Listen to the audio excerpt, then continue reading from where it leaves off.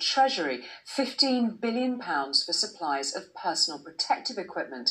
The money for masks, gowns and gloves is almost the equivalent of the entire social care budget and 4 times what the Foreign Office gets. And another £10 billion has been allocated to the Test and Trace scheme. So more pretty eye-watering figures. Robert joins us now from the studio where he's recording his programme tonight. And Robert, apart from those figures, this was a massive moment for Rishi Sunak, facing the biggest economic challenge since the end of the war. Did he get his policies right? So this is a balancing act. We're all in deep trouble if we can't get back to work, if the economy doesn't start up again in a fairly normal way.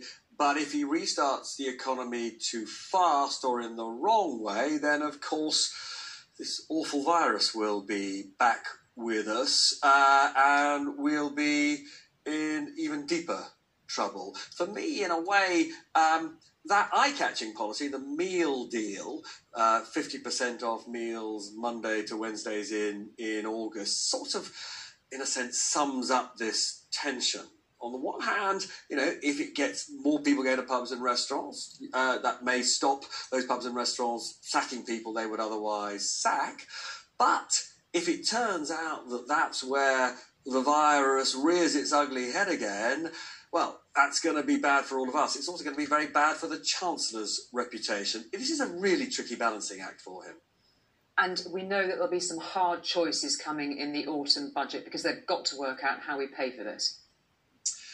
Yeah, I mean, I've just interviewed for my programme the Business Secretary, Alok Sharma, and I put to him what many of his Tory colleagues are saying, which is with debt now at 100% of GDP, national income, way more than double the levels they inherited back in 2010, which they said was unaffordable. You know, his colleagues are saying they've now got to announce a programme to get the debt down. He actually refused to have a conversation about it. He just said interest rates are like